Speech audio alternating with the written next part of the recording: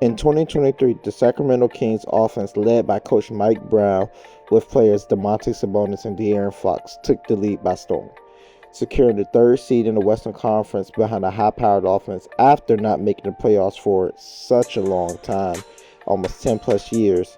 They took the movement of the Golden State Warriors, added the speed of the Mike D'Antoni Suns, and the cutting-edge handoff concepts that the Denver Nuggets run with Jokic. That led to them being the best offense in the NBA and taking the defending champions to 7 games in the playoffs.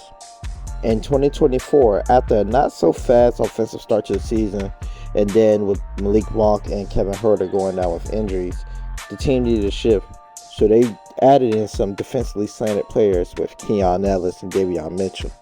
And from March 1st to the end of the season, they ranked 6th in defense per cleaning the glass. And overall defensively, they went from one of the worst defenses in the NBA the year before to around mediocre, slightly below average overall for the season. But once again, the lineup changes later on in the season kind of showed a lot of big success on that end. However, offensively, this team was just dying for another creator, with Malik Monk being out and just having someone with some gravity to provide some spacing as well. Now, I'm not talking about just 3-point spacing, because that's how people just think spacing is. And yes, they needed another creator with Monk being out, but even with Monk, they just needed a high-level creator. Fox, for the most part, you could say is a high-level creator. Sabonis is an executor. I want to say creator. Monk is a good creator, but more of a bench-style creator. So you see the need for an elite offensive creator besides De'Aaron Fox. And this is where DeMar DeRozan shines and fits a crucial need for the Kings. He's one of the best shot creators of this era. You could argue that he's one of the top 5 isolation scorers of his time. He ranked 6th in isolation points per possession last season. He ranked 6th in post-ups points per possession last season. He ranked 3rd in pick and roll points per possession last season. That's just elite shot creation that you're adding to your team right then and there. Along with that, just thinking about it stylistically, he's 6'7". Versus bigger matchups, his creative handle and slashing ability has to be respected, because they don't want to get beat to the basket, which also opens up his signature mid-range and his sweet spots. Versus smaller matchups, he can punish them with his size and mid-range ability just to shoot over them at any moment, also draw fouls, and do the most. Also, the Kings were 27th in rim shot attempts. DeMar can definitely improve that. That goes without saying. They also didn't get as many free throws. The 2 most efficient shots in basketball, think about it, the Kings were poor at. I know that we think about their spacing and 3-point shooting that they have, but at the end of the day, free throws and slashing ability and rim shot attempts, of course, are the 2 most efficient shots at basketball. DeMar helps with that, along with being a low turnover player. So you're not adding more turnovers. You're not adding 3-point shooting, which everybody gets fixated on, but you're adding more layups. You're adding more free throws. That helps the team overall as far as being efficient. And this is where he can provide the Kings a steady offensive floor. Sure, you can argue that he doesn't push the ceiling as far as, maybe some other stars and ceiling raisers, but the ceiling gets pushed with surrounding pieces on this King roster. They needed a steady floor and somebody who you can throw it to late clock situations when, with all the motions, switching and stuff, it stagnates the motion sometimes and it forces isolation play. You don't want Fox to be the only guy, but having DeRozan there, who can honestly be the 1A versus these switchy and late shot clock tough situations, that's what he's there for. That's what he made a living for, and that's what he adds to the team. And not only does he add scoring, even though he is a score-first player, and that's where he does provide the most value. Since he was traded initially to the Spurs, DeMar has become a good playmaker. Now, is he tier 1 or maybe even tier 2? No, but he makes good passes, he doesn't turn the ball over, and he knows how to leverage his scoring gravity to make others better. And while on the topic about making others better, let's address the elephant in the room about the Sabonis fit. I personally liken it to a fit like Westbrook and Adams or Ja Morant and Adams.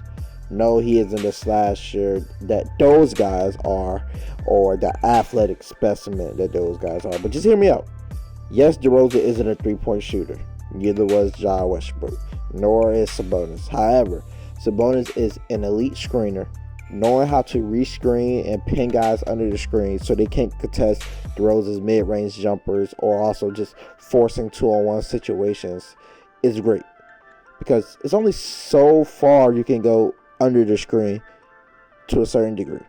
Now, when you also thinking, hey, you don't want to go over, at least on the perimeter, because then you're forcing a 2-on-1 where Sabonis can finish, or he can play, you hedge it, and you got a power play with Sabonis making decisions. Also, the dunker spot is where he can clean up boards because he's such an elite offensive rebounder and rebounder overall. That does wonders and has gravity in itself, where teams will contemplate, do I want to switch this matchup and get pinned over, or do I want to overhelp on a DeMar mid-post isolation because, he can clean up the glass, even if he shoots a jumper up and miss. Similar to like the Lakers used to with Kobe Bryant. And also, you can have some off-ball actions with the Kings movement, or placing him at the opposite slot because that 3-second rule makes the rotation hard. Those are just some ideas of me nerding out because I heard a lot of people not really keen on the Sabonis and DeMar fit, but honestly, I think he can work good. He also fits well with De'Aaron Fox. His shooting has improved on and off the ball throughout these past few seasons, which pulls defense towards him so DeRozan can operate in the sweet spots or risk up giving up a 3 to Fox or an advantage catch and slash. There's also Keon Ellis that was mentioned earlier, Keegan Murray with Herter and Monk as shooting threats as well. So DeMar has some good fits offensively that I really wouldn't worry that much about. Now with DeMar off the ball, yes, he isn't a three-point shooter, but on the other hand, teams don't leave him due to his overall gravity. He's good at catching and slashing. He can get downhill, finish, draw fouls. If you counter, it's a mid-range jumper.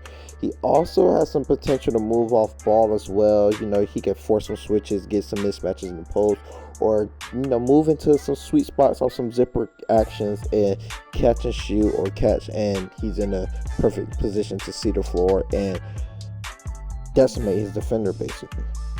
Now, looking at this move overall, I think some people were not thinking that deeply on the move. They improved their slashing. They improved their creation.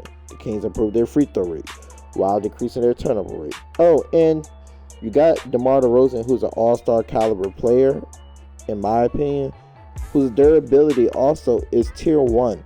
He plays a lot of minutes. He doesn't miss games. And that's what's needed nowadays. Also, he's very clutch in the regular season. So these closely contested West games, just knowing he will be on the floor, still a couple wins for some injured teams, him hitting some clutch shots can shift seeding. The West is tough, and you need every game possible. Now, on the defensive end, he'll be used as a 4 on that side like he was in Chicago, unless they're going to go heavy offensive slants. But defensively, he's going to be a 4 almost regardless. And if they are able to finagle a mediocre-ish defense along with being top 5 to 7 offense, the Kings may be a dark horse Western Conference Finals contender. You never know. Now, with that being said, don't forget to like, comment, subscribe, and let me know how good do you think the Sacramento Kings will be, and do you think DeMar DeRozan will be an all-star this year in the West? Let me know. Holla at your boy next video.